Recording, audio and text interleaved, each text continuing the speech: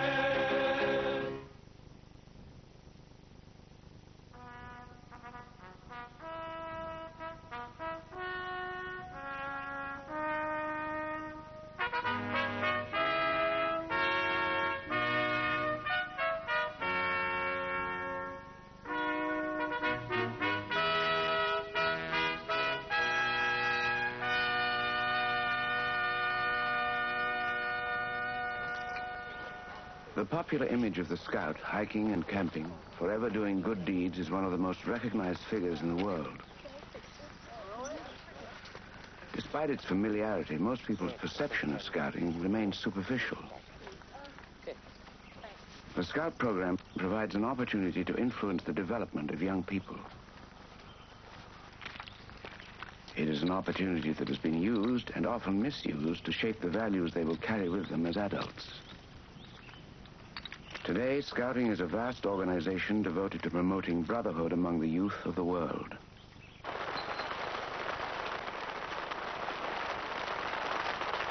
Every 4 years, thousands of young people convene at the World Scout Jamboree to experience their common humanity. The World Jamboree celebrates decades of Scouting history and tradition that have their origin in the imagination of one unusual man. You've come from long distances to meet me. I'm very grateful to you for it. I'm so grateful that I haven't turned on the rain as usual. He was proclaimed Chief Scout of the world, and for over 30 years he led a devoted multitude of Boy Scouts and Girl Guides. But I thank you very much indeed for coming. Best of luck to you. Good camping to you all.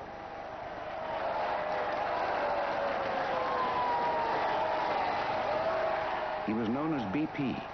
Robert Stevenson Smythe Baden Powell was one of the most influential men of his time, idolized by millions as the creator of Scouting. Well, I think it almost bordered on reverence.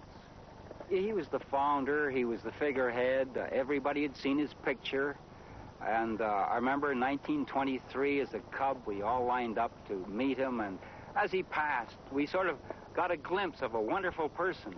His words were phased in words that somehow or other seemed to attract boys.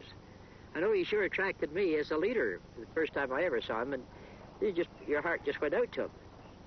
Hello, you boy in the corner there. You ought to be a Boy Scout. You're a fine-looking fella, and I know you would make a jolly good backwoodsman by the look of you. You're ugly enough anyway. And you gal there, no, I don't mean you. I mean the pretty one behind you. You ought to be a Girl Guide, you know. Oh, you are one. Oh, I beg your pardon. That's quite right. Now go on and tell all your pals to come and be Girl Guides like you. I'm very glad to see you there. Thank you all. Good luck to you, and I wish we may meet again. Thank you. Baden Powell created Scouting as a child's kingdom to prepare youth for the trials of the adult world and to allow adults to escape them. The Scout program grew from BP's unique ability to understand the needs of young people. I think it was a slightly schizophrenic thing, the one side of him being the eternal child that never grew up, and the other, and he was very aware of it, being the adult, the experience of life. And the genius of the man was the fact that he could blend the two together and then feed it back to the young people again. Baden Powell was a man of great complexity. The first half of his life he was a dedicated British soldier, yet he created one of the world's foremost peace movements. He looked on life as a grand game, and he played it masterfully to satisfy his driving ambition an ambition ingrained in him from an early age. His mother was a true Victorian matriarch, determined that her children would excel. When Robert was 19, he wanted to become an actor or a missionary, but his mother intervened.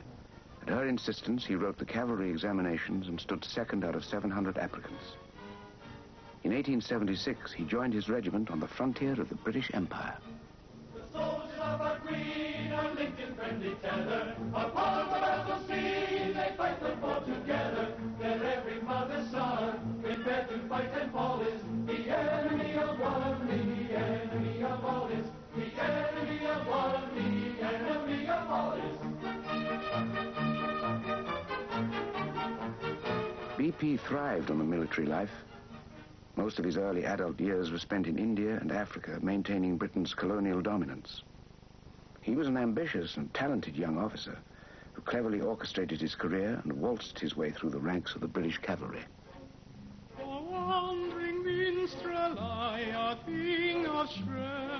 BP often drew attention to himself as leading player of the regimental light opera, but socially he remained a loner. Baden Powell's first love was a solitary life, pursuing his own adventures. By the mid-1890s, he had achieved a considerable reputation as a cavalry scout. The challenges and dangers that were part of scouting allowed him to escape the regimentation of military life.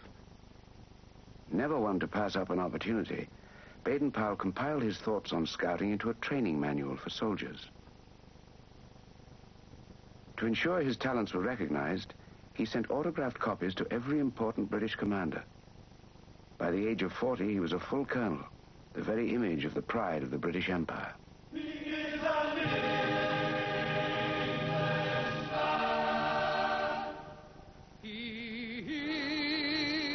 an Englishman, for he himself has said it, and it's greatly to his credit that he is an Englishman. He is an Englishman. As the 19th century drew to a close, England was the wealthiest and most powerful nation on earth. Britannia ruled the waves, and her queen, Victoria, reigned over a third of the world's population.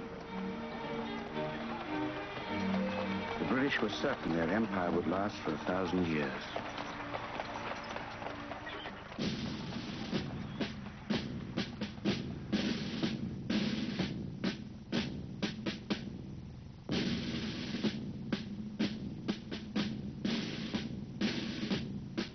But in the fall of 1899, the small South African Republic of the Transvaal shattered the empire's facade of invincibility. The Boer homesteaders were determined to rid their country of Britain's colonial influence. When the war began, the British expected to win in a matter of weeks, but their overly regimented troops were no match for the Boer commandos. The first months of the South African War were a disaster for the British, except for one peculiar episode, the Siege of Mafeking. Baden Powell positioned his men in the small town of Mafeking. Within days, 9,000 Boer troops surrounded his garrison, but they did not launch an all-out attack. The Boer strategy was to bombard the British and wait for them to give in. The Siege of Mafeking had begun.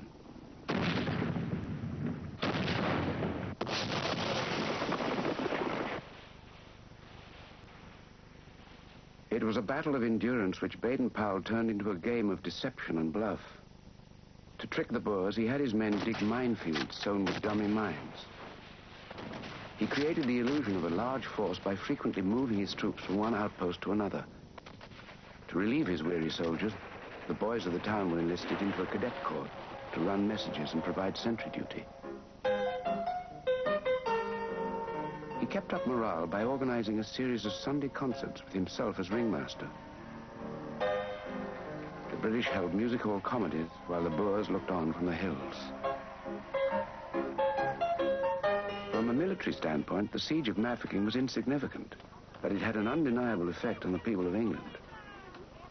Realizing the public longed for a hero, the British tabloids sensationalized BP's antics into epic proportions.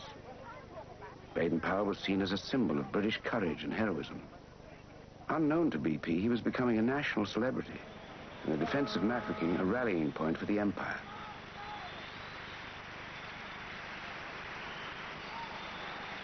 Saving the town became a national obsession.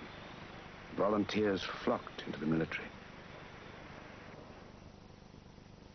Back in Mafeking, there was little to get excited about. The siege settled into a tedious routine. The Boers gradually lost interest in the town, and most of their men were sent to more important action. By the spring of 1900, the war began to turn to the British. Thousands of troops were arriving daily, and the race was on to save the defenders of Mafeking. Finally, after 216 days of the siege, a relief force reached the town. And when the news hit London,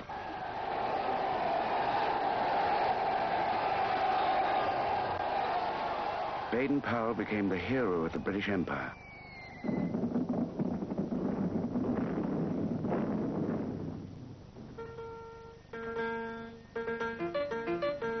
Hurrah, hurrah, let us laugh and sing. God bless Powell and the lads at Mafeking. Cheer, cheer, cheer, let the joy bells ring. Shout, shout, shout, relief at Mafeking. Say, say, say, oh, what Britons do, who fight for dear old England and the red, white, and blue. As a result of his immense popularity, BP was promoted to the rank of Major General. But his performance at Mafeking had earned him the mistrust of his superiors. They resented the notoriety he attracted while other men were dying in battle, and felt it foolish he had been trapped there in the first place. A few months after the siege, BP was relieved of his active command. Although his fame never faded in the public eye, the hero of Mafeking found himself relegated to increasingly ceremonial roles. In 1903, Baden Powell was brought home to assume the position of Inspector General of Cavalry. But the England he returned to was entering a period of profound disillusionment.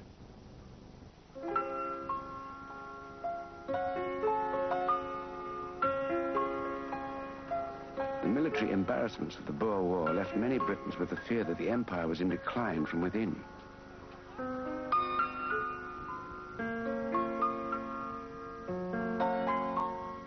One popular theory traced the roots of national decay to the boyhoods of British citizens.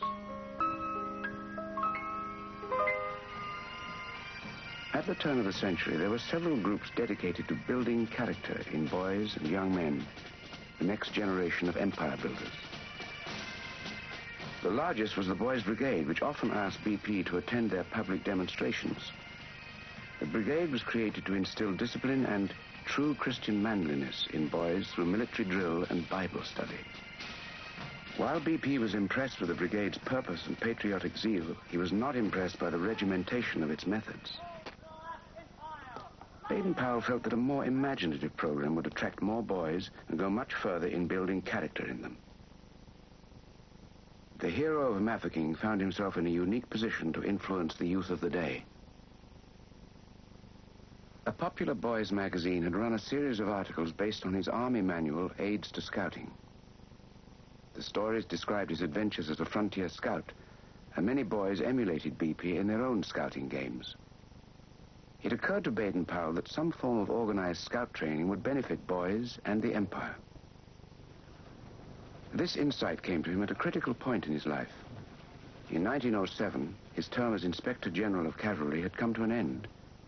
At the age of 50, Lieutenant General Baden Powell was faced with retirement to the reserves. Acting, writing, and fine art were all careers he was contemplating. Without any firm idea of what his future would hold, he began to adapt Aids to Scouting into a handbook for training boys.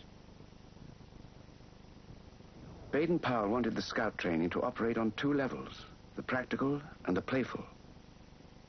To the boys, scouting was to appear to be an adventurous game, a game that would disguise its character-building purpose.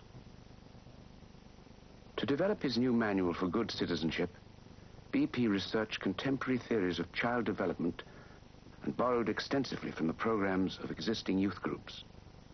But mostly, he relied on his own insight into the behavior of youth. Baden Powell realized that boys instinctively gang together, often creating their own secret rites and rituals.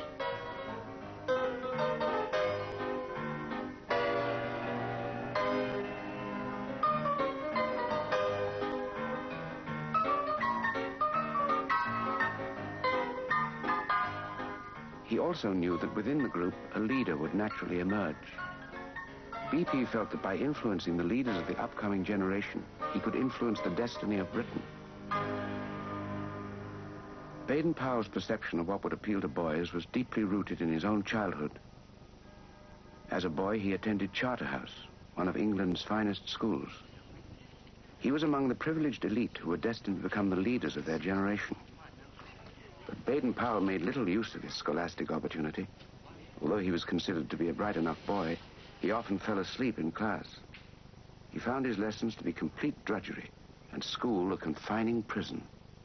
But after school, in a nearby woods out of bounds to students, he found an ideal setting for his lively imagination. Alone in the woods, he lived the life of a frontiersman and spied on his teachers from the treetops. His own experience of youthful independence was injected into scouting. In July of 1907, he was ready to put his program to the test.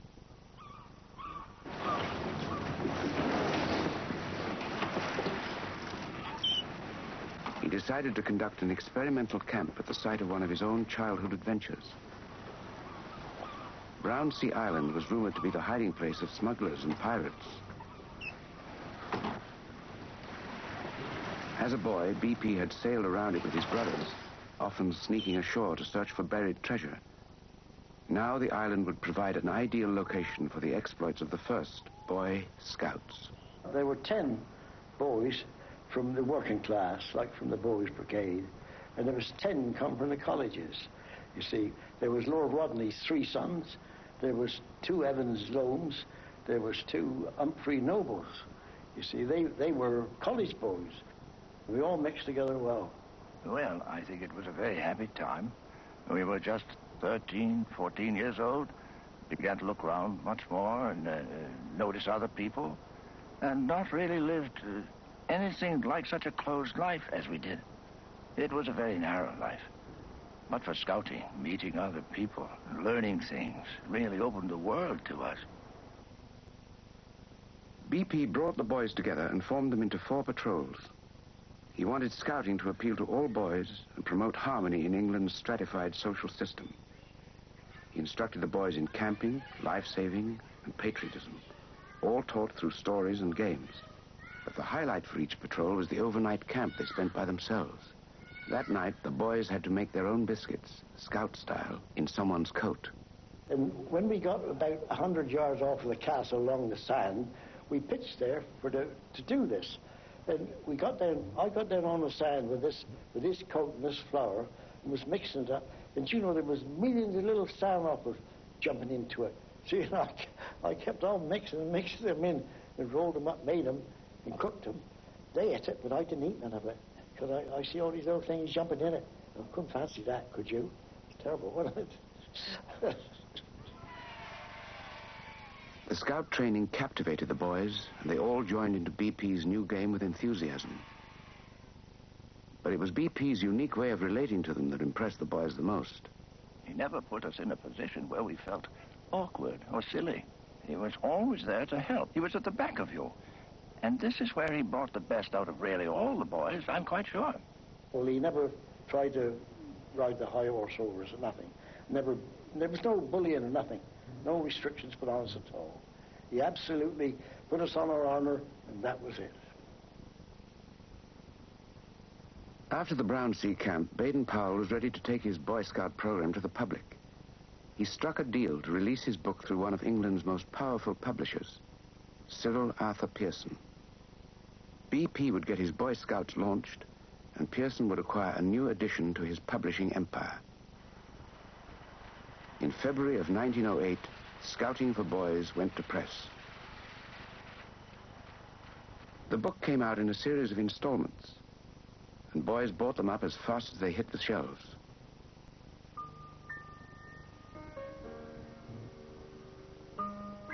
They read of a new child's kingdom and camping adventures under the stars. BP addressed the book directly to boys in language they could understand.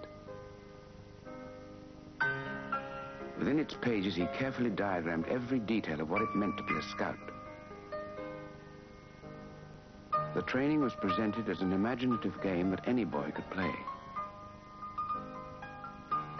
BP challenged the boys to join the Brotherhood of Scouts, to take its oath and live by its laws. He gave them their own motto, be prepared. Across England, pants were cut into scout shorts and broomsticks became scout staves. The scouting craze spread out of control. Trees were felled in city parks. Campfires dotted the landscape. Boys formed their own patrols and roamed the countryside searching for good deeds to perform. Before scouting for boys, they sought heroes to look up to. Now they could be heroes themselves.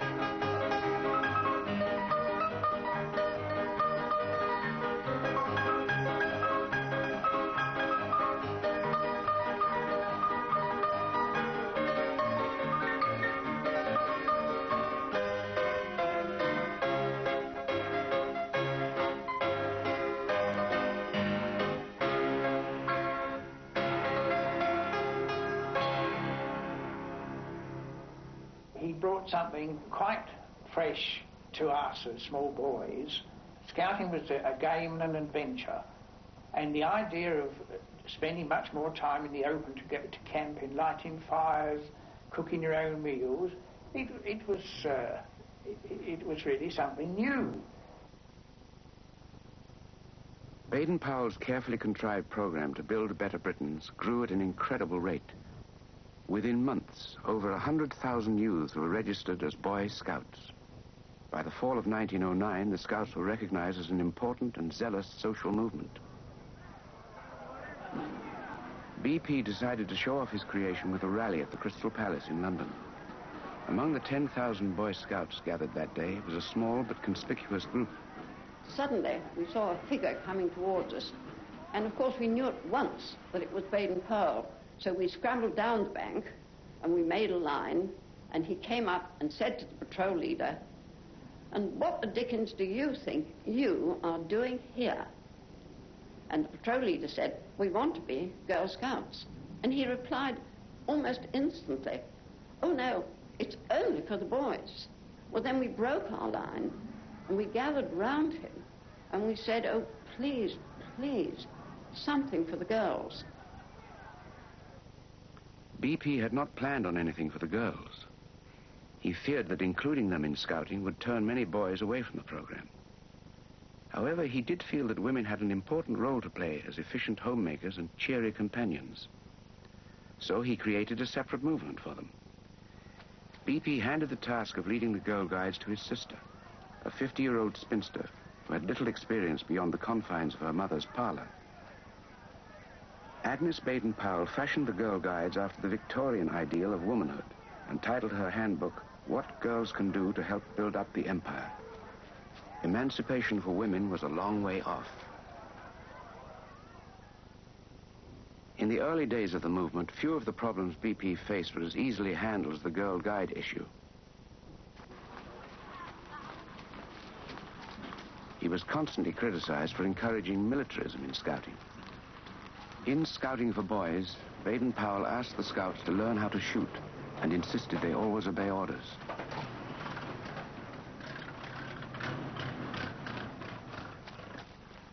Scouts were also to be prepared to give their lives for their country.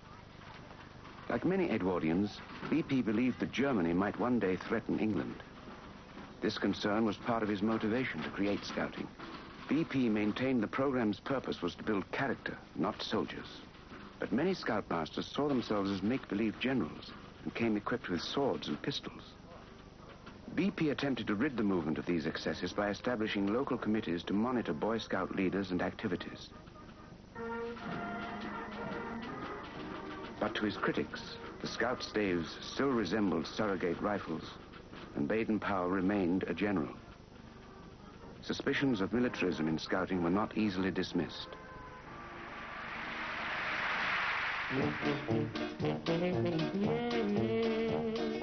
Perhaps the most bruising problem of all was the ridicule suffered by the boys themselves. Scouts soon learned that those who are open about their beliefs are also open to attack.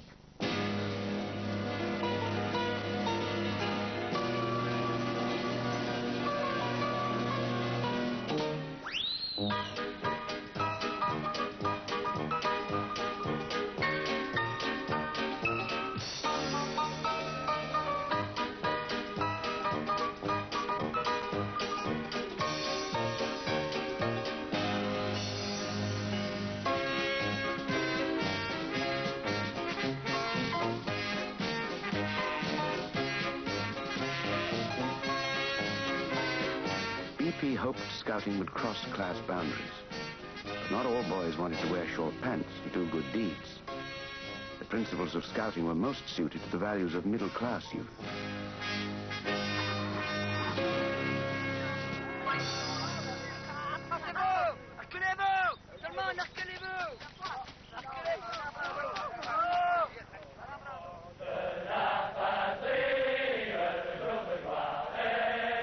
Baden Powell only intended to influence the young men of Britain. Suddenly, a new sphere of influence opened to him. Scouting for Boys had emigrated overseas, and translations appeared in dozens of languages. Parents of all nations wanted to impart the values of Scouting to their children. It was a solemn occasion when a boy took the Scout oath. He promised on his honor to be loyal to God and country and to obey the Scout law. A Scout's duty was to be useful and help others. A Scout was to be a friend to all and a brother to fellow Scouts. The program was seen as a potent formula to mold useful citizens. Nations from around the globe were inviting the founder of Scouting to inspect their boys. In 1912, Baden Powell embarked on his first world tour to promote the growth of Scouting.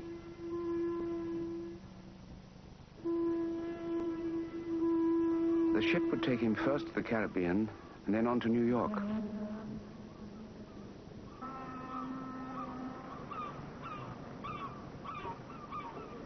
BP expected to spend the time preparing for his tour of America.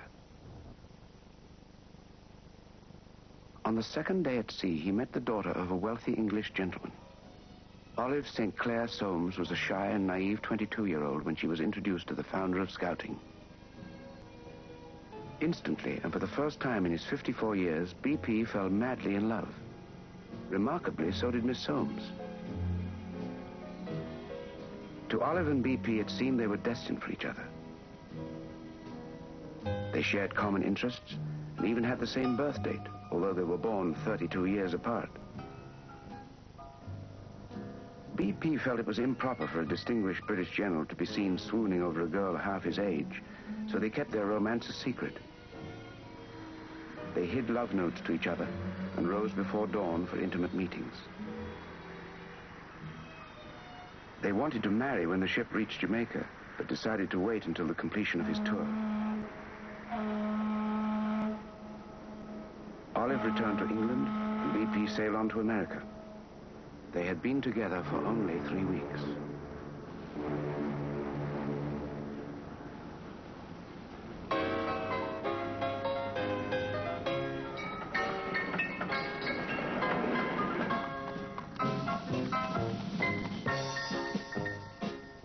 Scouting crossed the Atlantic within months of its start in England, and the Boy Scouts of America were incorporated in 1910.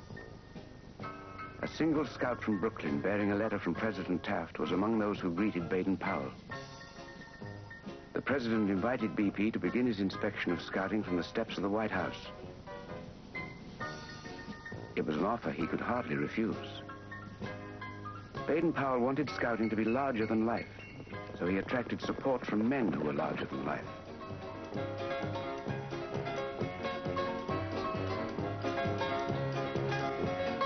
BP had cleverly referred to the exploits of Teddy Roosevelt in scouting for boys, and the former president had adopted scouting as one of his pet causes. Beyond extolling the benefits of outdoor life, BP's program coincided with many values of the time. Scouting reinforced the traditional American virtue of service to the community. BP skillfully camouflaged the chore by presenting civic duty as the challenge to perform a daily good turn. It was one of the attractions that made scouting contagious. I recall one incident that illustrates that. One day in school, I was in the 6th or 7th grade, a notice came in for all boys in the room who were scouts to report at the office. There was some special occasion, some reason for that. Every one of us got up and left the room with the exception of one lad. He was from a rather prominent family too, but he hadn't joined the scouts. He did shortly after that.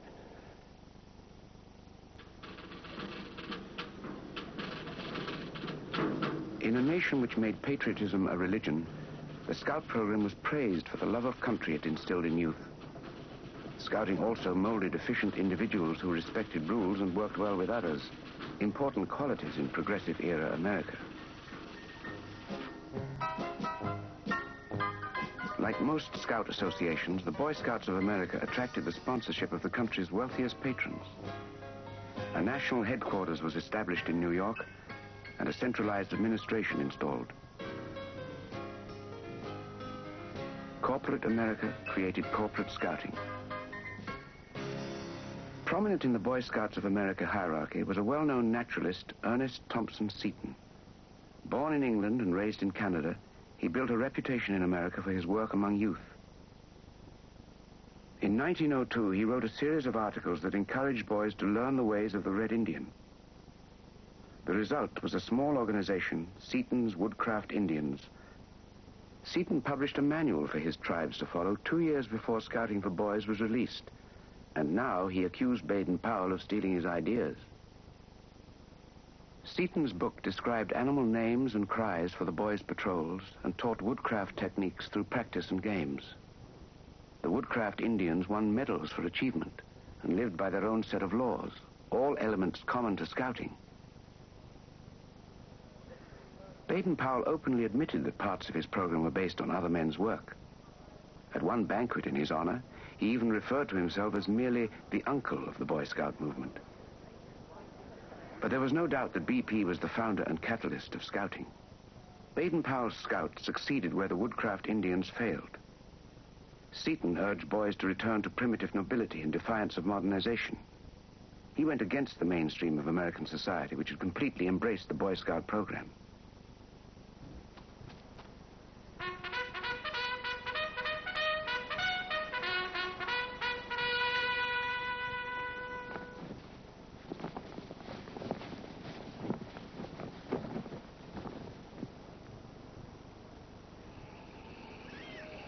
The developments in the United States were paralleled wherever BP went.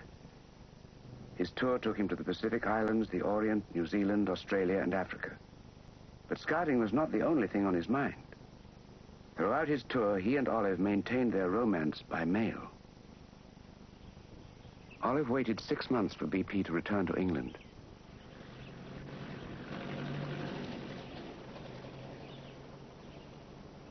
When he finally arrived at her parents' home, he gave her a Boy Scout ring to make their engagement official. Olive was sure of her love for BP, but not quite so enthusiastic about the adulation that came with him. When she heard that the Army, the Navy, and the Scouts had planned a great display at their wedding, she asked BP to elope. They compromised and took their vows in a small family ceremony. On the very day of their anniversary, Olive gave birth to a son, the first of their 3 children. They named him Peter, after their favorite play, Peter Pan. The events of the past few years were a period of remarkable change for Baden Powell. In the wake of his world tour, he reappraised his view of scouting's ultimate purpose. By 1914, BP began to perceive of the Boy Scout program as a way of fostering brotherhood among the youth of the world. It was an aspiration that was shattered by the horror of the First World War.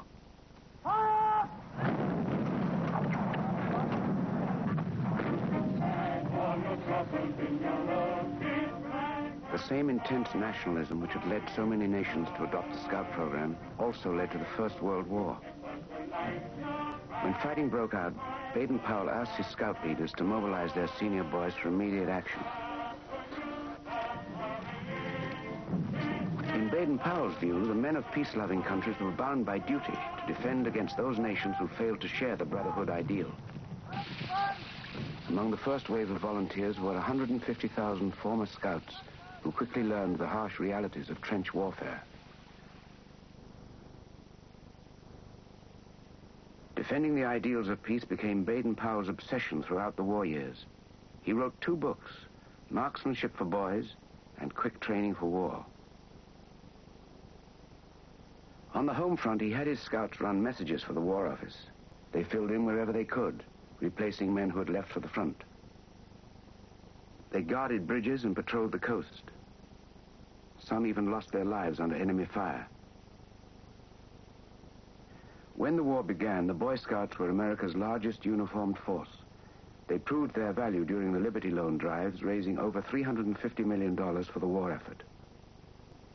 But the image of the Scout, always prepared to serve his country, was a useful propaganda tool as well.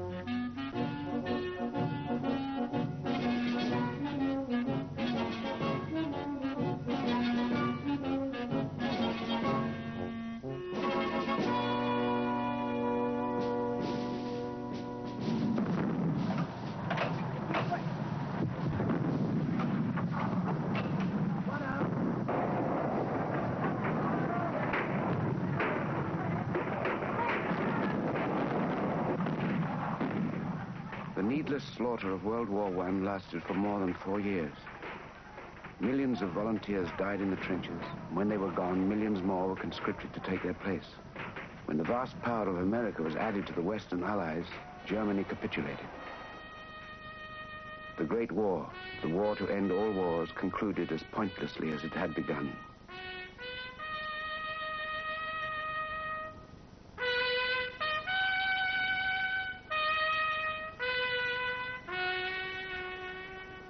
No one was left untouched by the war, but few people were more affected than Baden Powell.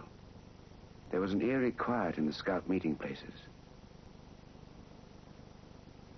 During the growth of Scouting, BP made close friendships with hundreds of young men. Now they were gone. BP never denied that it was the duty of men in peace-loving nations to defend their countries. But now he took it upon himself to ensure that the youth of the world would never again have to respond to a call to arms.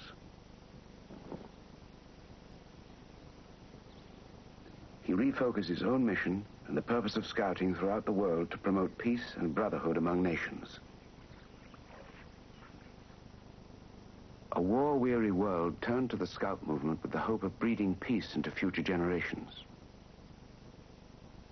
It was a challenge BP and the Scouts were equal to. In 1920, Baden Powell convened the first World Scout Jamboree, a celebration of the potential of youth. The Jamboree would bring together Scouts from around the world to experience their common humanity.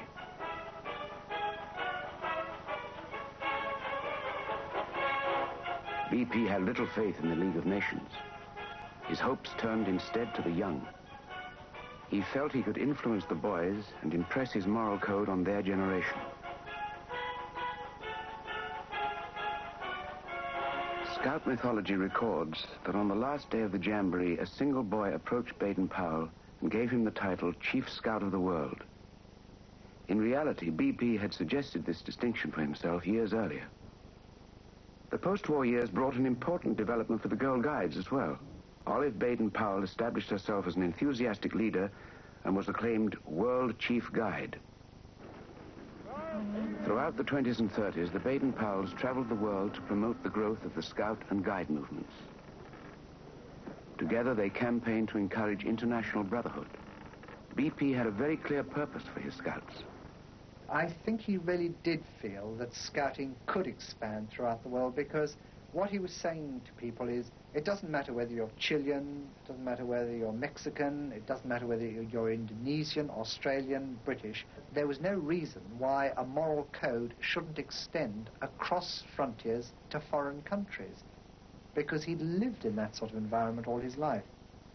He really did believe that if he could get enough people to be Scouts in other countries following the same laws as each other, that there must eventually be world peace.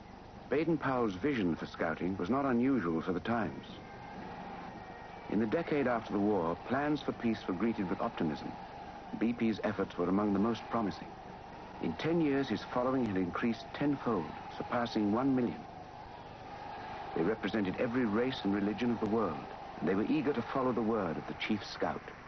And now I would ask you to listen to your promise and think it over as you've never thought before.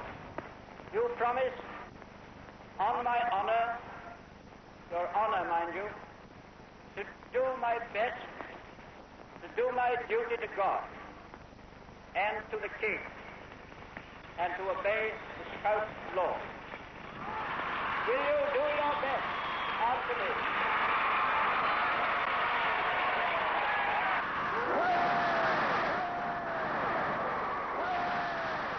When I was about 12 years old, I realized that my father was famous, so I think that really impressed me enormously. That's Dad. That's just Dad. Look at them all of them praising him like this and cheering him, and well, this is remarkable, because he's really only just Dad to us. Now, well into his 70s, BP enjoyed the exuberant companionship of his son Peter and daughters Heather and Betty. When the Chief Scout relaxed, he remained true to form.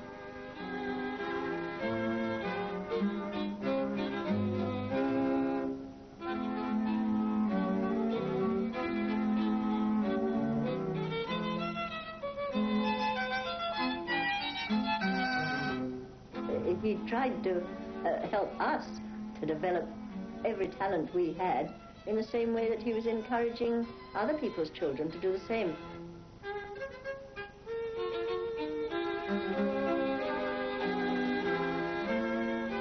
I think it was jolly useful for him having us, because he was able to try out ideas on his own children. If they worked with us, well, then they'd work with other people's kids. And there's no doubt at all that his greatest joy was having a family life.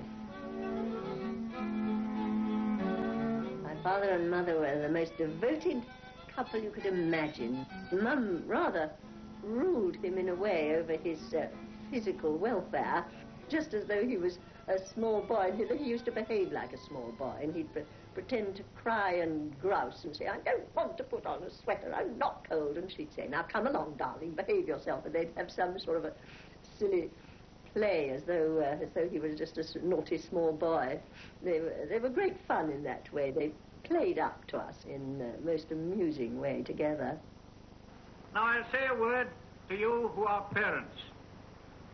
We try to make these boys and girls into what we call the 3 H's. That is, happy, healthy, helpful citizens. And you will find if you send your boys and girls to the Scout or Guide movement, we help the schools. They teach them knowledge in order to succeed in their examinations and so on, and we teach them character so that they may succeed in life.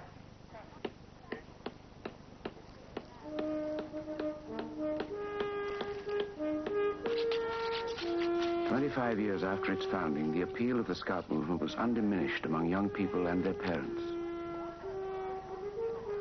The novelty of the program had long passed, but Scouting proved timeless in its appeal. Now the sons and daughters of the first generation of Scouts and Guides renewed the movement's vitality. By the mid-30s, Scouting was permanently woven into the fabric of society. That was hard work getting this badge. I'll say it took me a year and 8 months.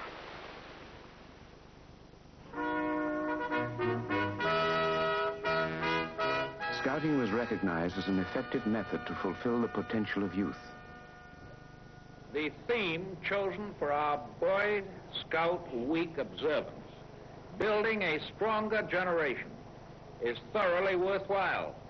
And we should be especially thankful for a youth movement that seeks to preserve simple fundamentals like physical strength, mental alertness, and moral straightness. A movement to support the ideals of peace.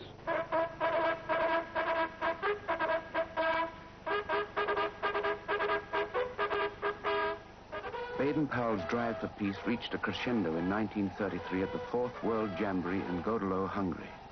It was Scouting's largest celebration with over 25,000 participants from 32 countries.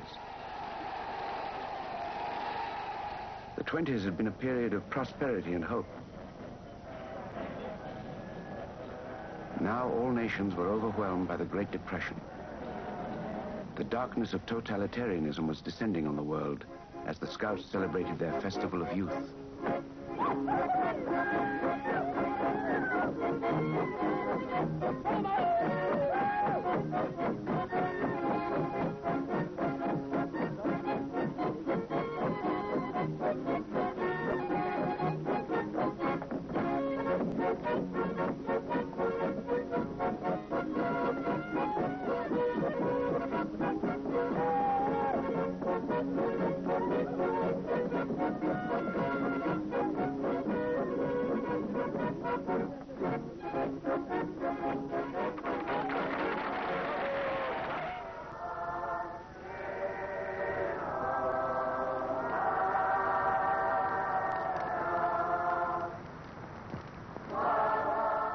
Several months before the Jamboree, 1,000 Scouts representing Germany had registered to attend.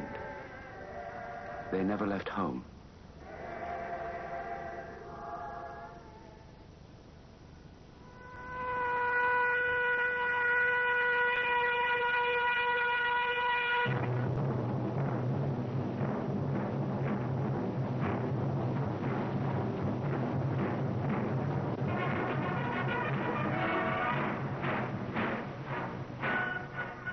Adolf Hitler became Chancellor of Germany, he banned the Boy Scout movement. Membership in the new Hitler Youth was compulsory. Hitler's program for young people was modeled directly on Scouting, but with a different purpose. His principal aim was to indoctrinate the upcoming generation with Nazi ideology. In his version of the Scout Oath, the Hitler Youth promised to sacrifice their lives at the whim of the Führer.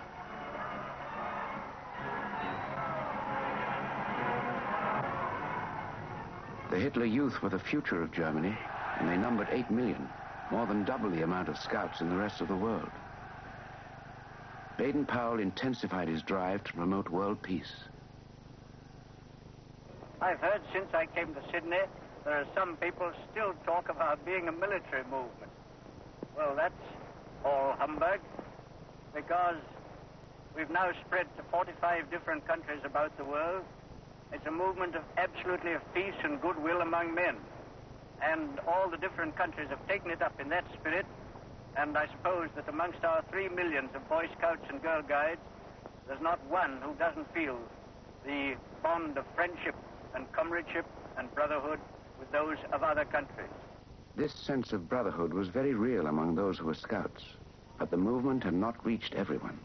Those who did join eventually discovered that the laws they followed were not easily applied to the trials of adulthood.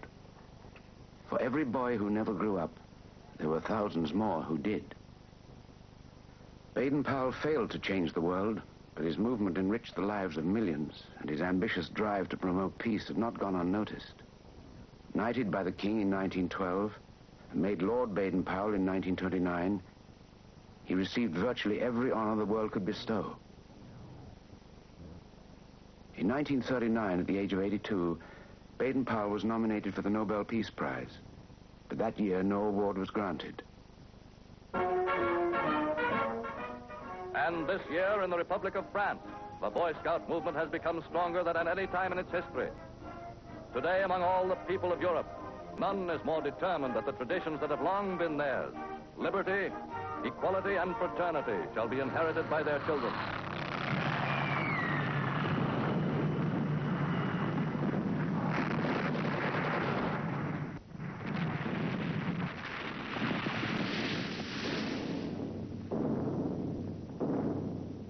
Oh, he was shattered.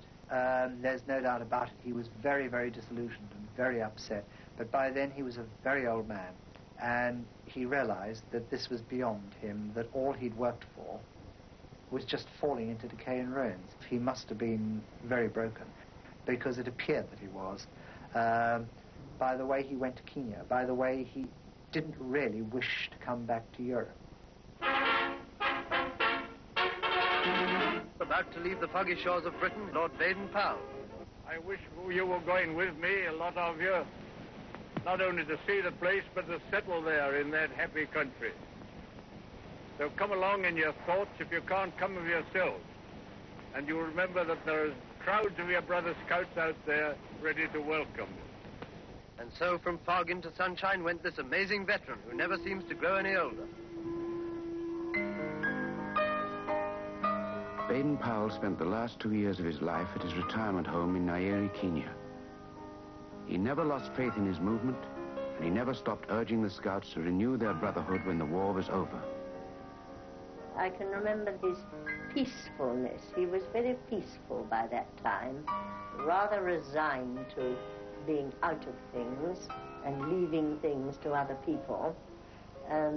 Guilty to not being in it, but realizing that, of course, at his age, he couldn't do it. He wasn't physically very comfortable by that time. He had several ailments that were rather uncomfortable, and so I think he was really getting very ready to go and very contented to leave to others the job that he'd started, realizing that they would be able to carry on very well indeed, thanks to his inspiration.